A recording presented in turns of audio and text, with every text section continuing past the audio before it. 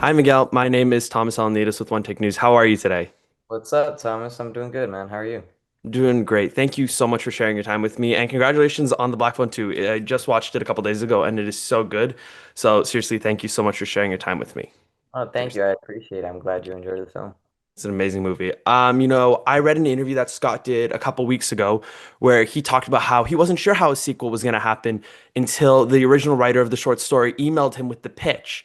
Mhm. And he's like, oh, wait, this could actually work. I'm curious. Did you kind of have that same reaction when they first approached you for a sequel? You're like, I don't know how this is going to work. And then you read the script and you're like, okay, this can work. Exactly that. I mean, we see Black Phone in 2022. It doesn't finish off like a sequel, it just kind of ends there and it's not the type of movie where the audience would expect for that movie to have a part two. Yeah. So I was just as confused as you guys. When I heard that they are doing a sequel and they wanted to bring me back, my wheels were spinning even more. I was like, they want to bring me back? I died. How's that even gonna happen? And I read the script. I was so like just like nervous, anxious, excited, thrilled, like everything just to read that. And man, I gotta tell you,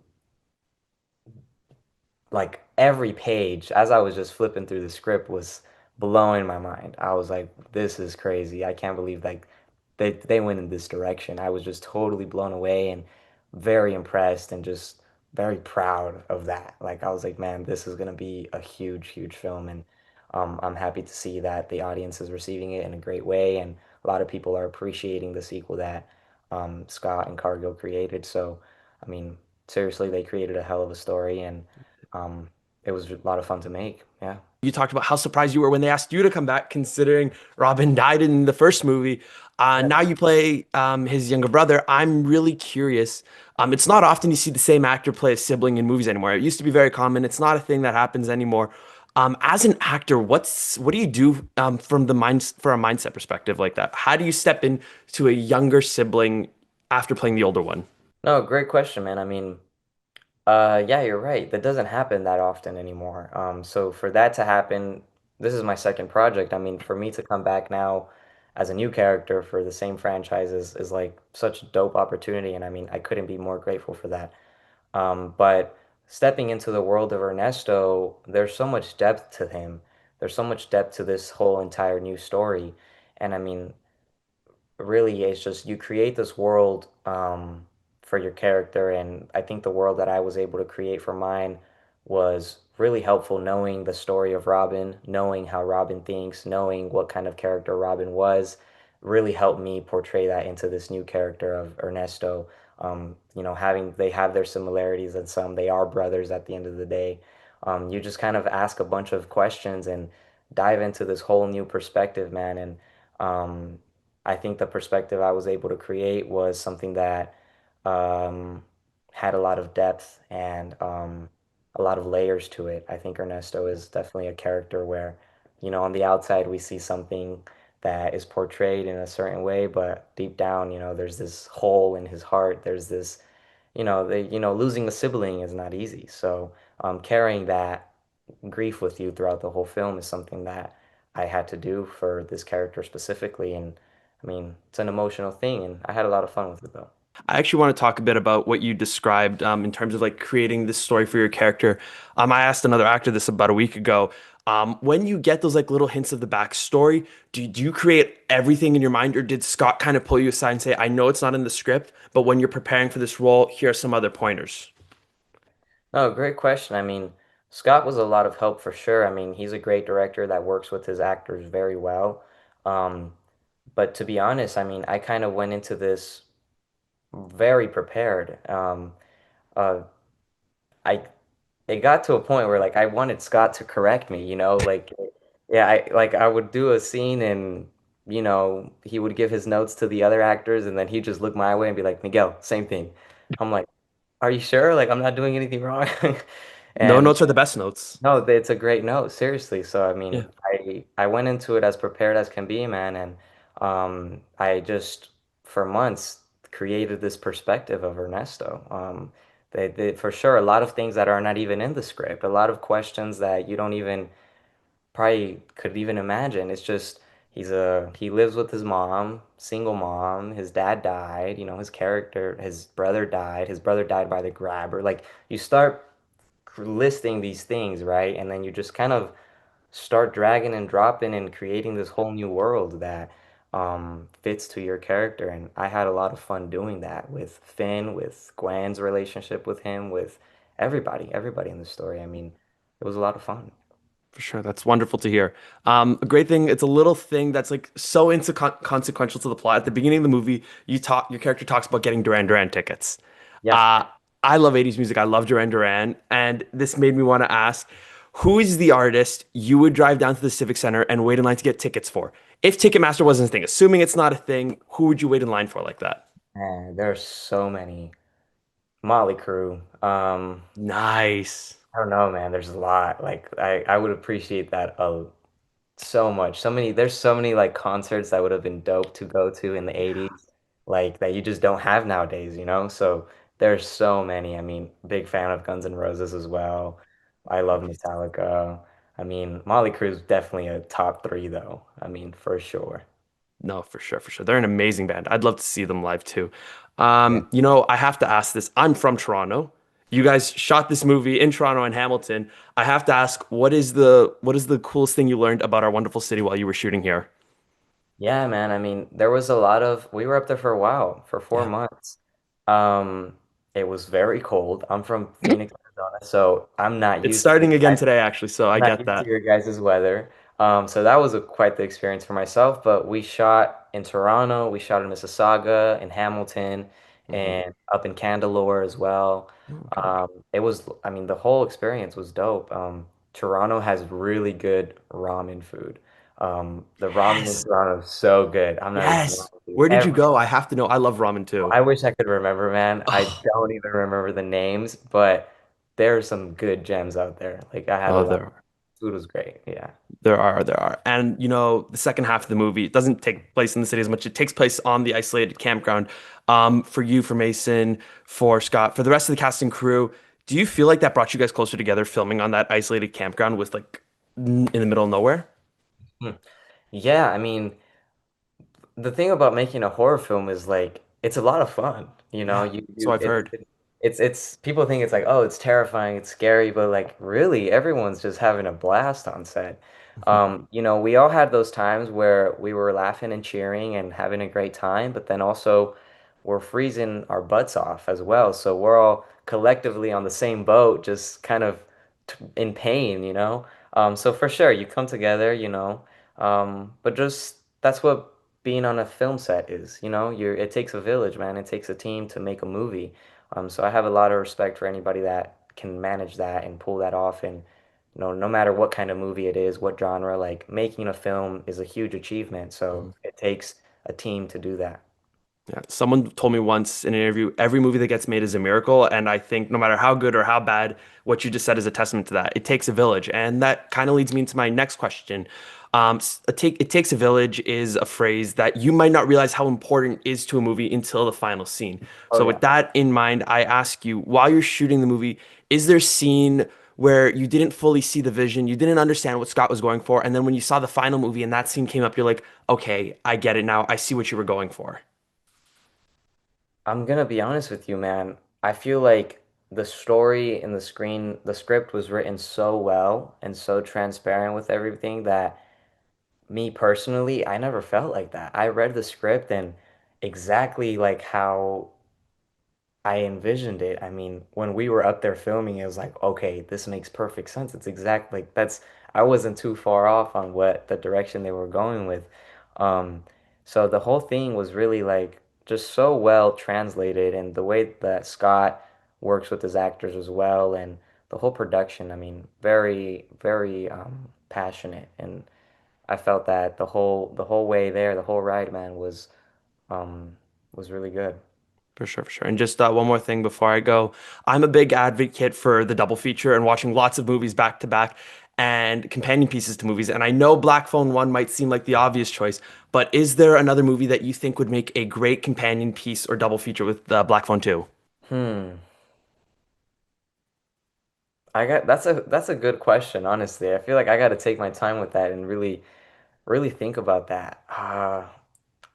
I wish I'm the type of guy that like overthinks every single question. So am I. It's okay. Honestly, I wish I had an answer for you, man. All good. All good. Look, they're giving me the wraps. So, Miguel, again, thank you so much for sharing your time with me, and congrats again on this movie. Seriously, it's No, amazing. thank you, Thank you so Thomas. I much. appreciate it. Yep. Thank you so much. Enjoy the rest of your day. Likewise, brother. Ariana, thank you so much for sharing your time with me. I had so much fun with Black Phone too. I'm really curious. How familiar were you with the first Black Phone movie before you signed on to do the second one? I loved the first one way before the second one came about. Yeah, I'm not a usual horror fan, so when I watched the first one, but it sold me. It was psychological. It was emotional. So when the second one came in my inbox, I was mind blown. First question was how? Is the grabber coming back? Is he? So I was really curious about what they were going to do with it. But I was just excited. I was excited and honored. It I was really actually fun. read an interview where Scott said he had no idea how he was going to make a sequel until the original author kind of emailed him and he's like, "Here's a pitch. Can you make this into a script?" So you kind of answered my second question already. Like, how were you surprised about that? But you actually shot this in Toronto and in the greater area of it. I'm from Toronto, so it's actually great to see my city portrayed in a movie. I gotta ask, what was the coolest thing you learned about our beautiful city while you guys were shooting here? Oh my gosh. Ooh, there was so much. I explored so many different parts of Toronto because whenever I'm filming anything, if I have a day off, I'm exploring the Yeah. museums. They're very cool. I think it was the Natural History Museum. Yes. That was, oh, it was amazing. And then also going up into the forest in Algonquin was absolutely Beautiful. stunning. Yeah. Amazing forest. So I really got to see all the elements. And I think there was also like a salmon migration happening when I was there. So it was just, Oh, Mother Nature was flourishing. It's beautiful, beautiful very thing. interesting. Very interesting. I like that answer a lot. I spoke to Miguel a couple days ago, and he told me about a lot of ramen places you and the rest of the cast got to try out as Yes, well, he yes. said. And Miguel is so dedicated to finding all the best ramen, which is so funny because I think Maddie and I just went out one night and we just happened to see him out because he was always at his ramen spots and at his like he would find really fun Asian food restaurants. So he was dedicated to it. But him I know. and, As and pizza. Mason and Miguel would find the best pizza too. So it was ramen and pizza for them. yeah, honestly, I asked him for the place. He's like, I don't remember them, and I'm like, it broke my heart because I love ramen too, and I was like, I'm trying to find new places always, and as soon as he tells me that, I'm like, damn. It's in Mississauga. It's in Mississauga. It's this really good like they Oh. create hot food. Okay, okay. I'm sure I'll find it. I'm sure someone on the internet, if they see this, they'll find it. You talked about filming in Algonquin, which is where I'd say good like two-thirds of the movie takes place. I'm really curious, do you think that shooting in that isolated area for the camp's setting brought you and the rest of the cast closer together? And if so, was there a particular moment where that clicked for you? Oh, absolutely it did. Absolutely it did because we actually got snowed in. We didn't have snow when we first arrived to Algonquin and we hoped for it. And then it came just in one big sweep. And we got snowed in for about 2 days. And that was daunting because I'm from Los Angeles. I've been around snow. My family's from Nebraska, but it was all foreign to me. And my mom, she's like, "Okay, you're snowed in. Like, did you grocery shop?" I said, "I got fruit, I got salad, I got cheese." And she's like, "You need non-perishables." So that was definitely a learning curve, and it was daunting. And I had Mason as my neighbor, so we definitely became closer. We built snowmen. We just kind of did what we could with our time, and he helped me with some self tapes, and it definitely played into the eerie, isolated feeling of the film because we were isolated and we were kind of stuck. So that aspect of it was really, it was true in the film and it was true in real life. So I think it really helped with that. So almost like a happy accident in a way, kind of like What? weather going into character almost. The weather went real method on us. Yeah, Oh my. it did. Jared Leto levels of method, very impressive by the weather. I've heard from a lot of different actors, shooting horror movies are really fun. They're you're supposed to be scared, you're supposed to play scared. It's just really fun, and it's not as scary as a lot of people think. I'm really curious for you. What was the scene in the movie that was most fun for you guys to shoot, but when you saw the final movie, it was actually one of the scariest? Ooh, oh my goodness. A lot of the lake stuff, actually. I was gonna say the one where Maddie's getting slammed around, and that one was more terrifying to watch being filmed. But the one that wasn't terrifying was all of the violence that went on the lake, the slashing, the cutting. Um, on set, it looked like really cool, fun, practical effects, but when it came in with the editing, it was absolutely terrifying. I mean, Ethan as the grabber, especially in that kind of final sequence on the ice, he is so menacing. And watching him execute that in real time was equally, Yeah. which is so funny because Ethan in real life, he was always so light. So he'd make that switch, and you're like, oh, it's very impressive. Yeah, actually, to further on that, I want to talk about Ethan. The Grabber's a modern horror icon. I think, even though it's only been like 4 or 5 years since the first movie came out, like you see the Grabber everywhere now, like joining the pantheon of like iconic killers with masks. When you saw him in costume for the first time, like you said, you loved the first movie and you loved the Grabber. What was your reaction? I have to know. I remember the exact moment, and my brain couldn't process. I was just stunned. I was walking out of set, and he was walking too, and we just kind of, and I just remember staring. And then I was thinking, I'm like, I'm gonna say hi, but I just couldn't stop staring. I'm like, this is him in real time. There's something so strange when you see something on film and on the TV, and then to see him in real life. Um, yeah, I was just absolutely stunned. And he's like, hey, how's it going? So he was really sweet, which is like he looks terrifying and has this just sweet, charming voice. So yeah, I was in awe. I was like, wow. It's like I've seen. It's like the guy who plays Freddy Krueger. I can't remember his name for the life of me. There's a clip of him doing the exact same thing. He walks onto to the set, full makeup, like scaring the cast members, and he's like, "Hey, how's it going?" Just super chill. There's a clip of that, exactly what you just described, out there somewhere. How you doing? He'll crack a joke. He's like, oh, the grabber is grabbing. Yeah, cute little Love that. And just one more question before I go. I always love asking this to actors and directors. What do you think would make a great companion piece to Black Phone 2 that is not the first Black Phone movie? Good double Ooh. feature. Ooh. Oh my gosh. Well, I said Ghostbusters. That was the last thing. Ghostbusters, because who are you gonna call the grabber? Um, That's Either actually that, smart. Whoa, wait. That's smart. I like that a lot. the children.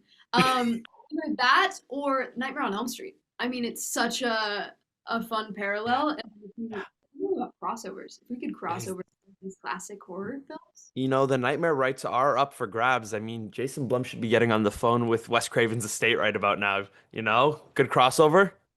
saying I think we're onto something. Freddy versus Grabber. I mean, look, unofficial sequel to Freddy versus Jason, but they're giving me the rap. Ariana, thank you so much for sharing your time with me, and congrats again on Black Phone 2. It is seriously one of my favorite movies of the year. Oh, thank you so much for watching, and thank you for having me. Thank you. Enjoy the rest of your day today. Hi, Scott. My name is Thomas Salanides from One Take News. How are you today? I'm good, Thomas. Thank you so much for sharing your time with me. I've been a big fan of yours for a very long time, and I'm so excited that I got to talk to you for this movie specifically because I think it's one of your best. So seriously, thank you so much for sharing your time with me. Thank you for saying that, and it's my pleasure to be here. Thank you, thank you. My first question, I'm really curious. You guys had a really quick turnaround on this movie. I know you guys shot it starting around near the end of last year, and you wrapped this year. I'm curious, through the process of editing it, through the test screenings, through the premiere, all the screenings, how many times do you think you've actually seen Black Phone 2? That's such a great question. I've never been asked that about any of my films. Realistically, my estimation I'm going to guess 75 times. 75. And is there a scene you're always excited to watch, no matter if it's the fourth time, the 40th time? Oh God, also a great question. Yeah, I always enjoy the kitchen attack. The choreography of the kitchen attack is great. The ice lake scene is really great, and I always enjoy watching the final scene with Gwen in the phone booth. Oh, I always feel a little emotional every time I see it. Those three are some of my favorite scenes in the movie. I read an interview you did for this movie where you said you had no idea how you were going to make a sequel until Joe Hill emailed you with a pitch. But I also saw that you said at one point during the press tour for the first movie that you were interested in exploring ideas for a sequel.